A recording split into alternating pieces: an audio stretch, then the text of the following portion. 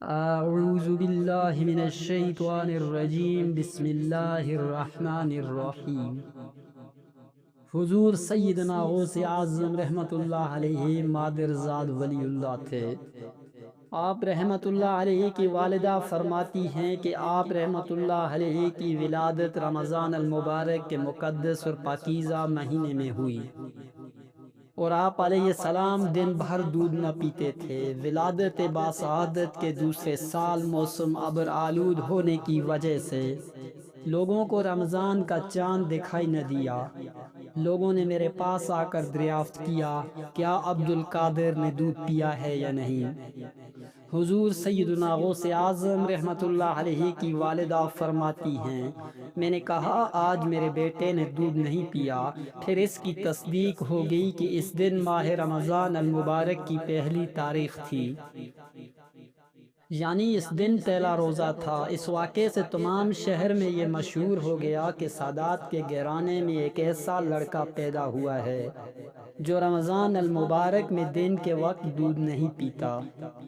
حضور سیدنا غوث اعظم رحمت اللہ علیہ کی والدہ ماجدہ فرماتی ہیں کہ آپ رحمت اللہ علیہ کا تمام رمضان المبارک میں یہی معمول رہا کہ سارا سال آپ دودھ پیا کرتے، مگر جوں ہی رمضان المبارک شروع ہو جاتا تو آپ رحمت اللہ علیہ دودھ پینا ترک کر دیتے تھے۔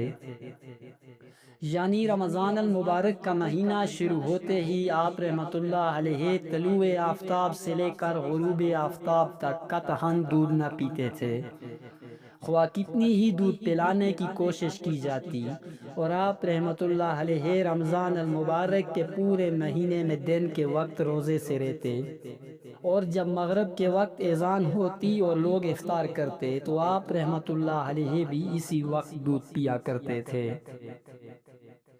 روایات میں آتا ہے کہ حضور سیدنا غوث اعظم رحمت اللہ علیہ جب پڑھنے کے لائق ہوئے تو آپ کو قرآن مجید کی تعلیم کے لیے ایک مدرسے میں لے جایا گیا تاکہ آپ رحمت اللہ علیہ قرآن مجید حفظ کریں۔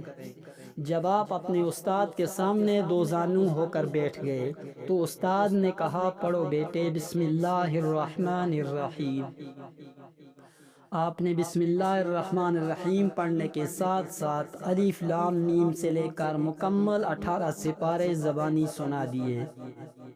آپ کے استاد نے حیرانگی سے پوچھا کہ تم نے یہ کب پڑھے اور کیسے حفظ کیے؟ آپ رحمت اللہ علیہ نے فرمایا کہ میری والدہ کو یہ 18 سپارے یاد ہیں اور وہ ان کو اکثر پڑھا کرتی تھی جب میں شکم مادر میں تھا، چنانچہ یہ 18 سپارے بار بار سننے کو مجھے ملتے تھے، اس لیے یہ مجھے یاد ہو گئے۔ منقول ہے کہ حضور سیدنا غوث اعظم رحمت اللہ علیہ 488 ہجری میں 18 برس کی عمر میں والدہ ماجدہ کی اجازت سے مزید تعلیم کے لیے بغداد روانہ ہوئے۔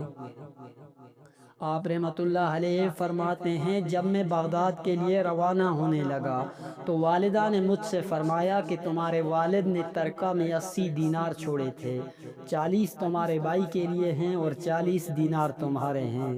تمہارے دینار میں نے تمہاری قمیص کے اندر سی دیے ہیں۔ میں نے والدہ سے نصیحت کی درخواست کی تو انہوں نے فرمایا، اللہ کے احکامات کی پابندی کرنا، حرام سے پرہیز کرنا، تقدیر خداوندی پر راضی رہنا، اور خواہ کیسے بھی حالات ہوں جھوٹ نہ بولنا۔ حضور سیدنا غوث اعظم رحمت اللہ علیہ فرماتے ہیں، میری والدہ اس بات کو جانتی تھی کہ بغداد میرے لیے ایک نیا شہر ہے اور وہاں میرا کوئی دوست، ساتھی یا غمخوار موجود نہیں ہے، اس لیے انہوں نے ایک سرد آہ لینے کے بعد مجھے اللہ کے سپرد کیا۔ میں بغداد جانے کے لیے ایک قافلہ میں شامل ہو گیا۔ جب یہ قافلہ شہر کی حدود سے باہر نکلا تو راستہ میں لٹیروں نے قافلے پر حملہ کر دیا اور قافلے کا تمام مال و اسباب لوٹ لیا۔ لوٹ مار کے دوران ایک شخص میرے پاس آیا اور پوچھا، اے لڑکے، تیرے پاس کیا ہے؟ میں نے کہا، میرے پاس 40 دینار ہیں۔ وہ شخص میری بات کو مذاق سن کر آگے بڑھ گیا۔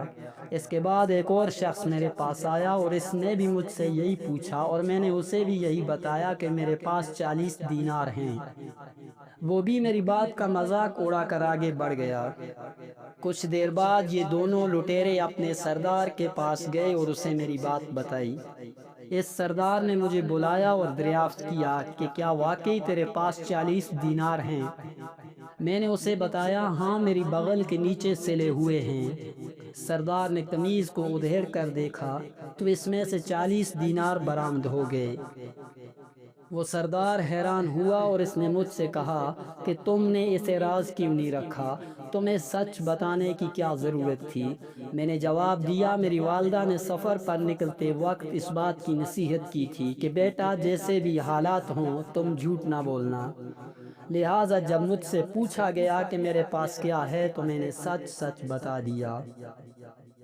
حضور سیدنا غوث اعظم رحمۃ اللہ علیہ فرماتے ہیں کہ میری بات سن کر اس سردار کی آنکھوں میں آنسو آ گئے اور اس نے ایک آہ بھرتے ہوئے کہا کہ تم نے اپنی والدہ کا عہد تو نہیں توڑا، اور ایک میں ہوں جو سالہ سال اپنے رب کے عہد کو توڑ رہا ہوں اور لوگوں کو لوٹ رہا ہوں۔